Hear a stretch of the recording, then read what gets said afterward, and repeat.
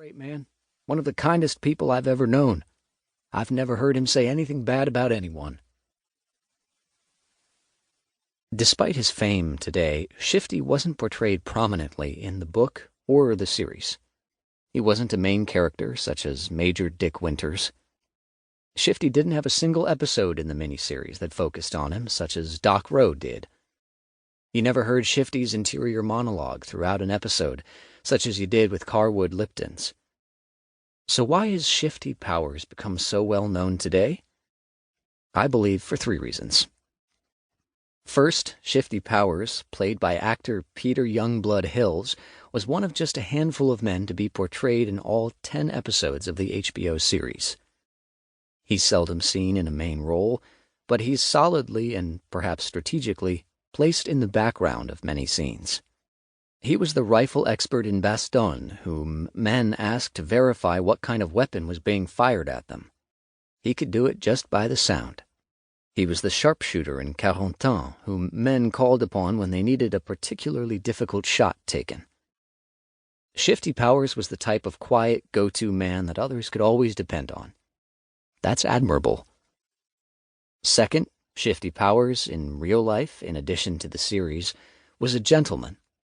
He was the good friend to everyone. For instance, when Private Walter Gordon is shown being ordered by Captain Sobel to run Mount Currahee alone as punishment for committing some minor infraction, Shifty is one of 3 men who voluntarily joined Gordon on the run. Friends who knew him well say that he was exactly this sort of man in real life, one with a deeply altruistic and kind spirit. His granddaughter-in-law, Danielle Johnson, described him this way. You just fell in love with him. He had this warmth about him. He didn't care what you looked like or if you had a PhD. He was very honest. What you saw was what you got. He'd be the same person to Tom Hanks as he'd be to the person working at Food City. And third, Shifty is well known today because his death on June 17, 2009, came at an arguably hero-starved time in American history.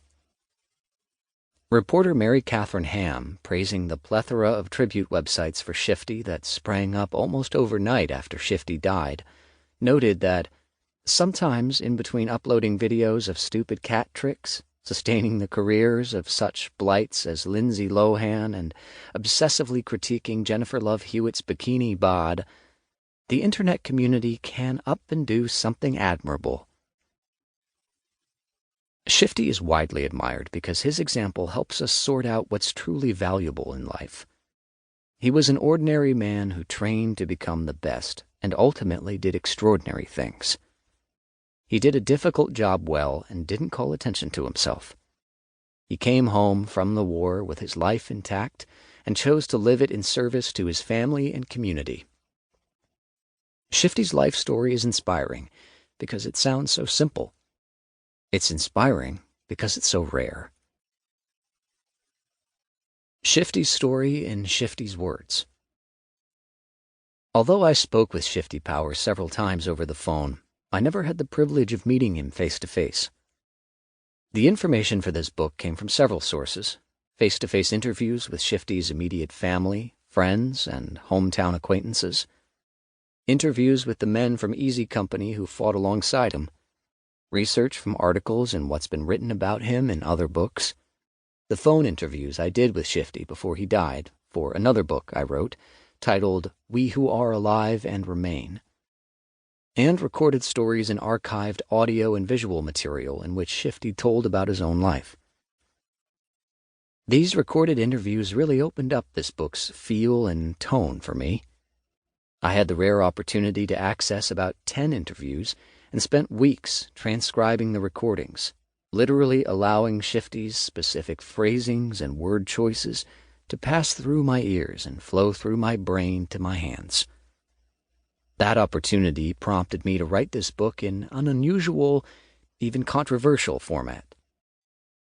You'll notice the book is written in first person, the I voice, as opposed to third person, the he voice, in which most posthumous memoirs are written. I need to state, and perhaps overstate, a clear caveat up front.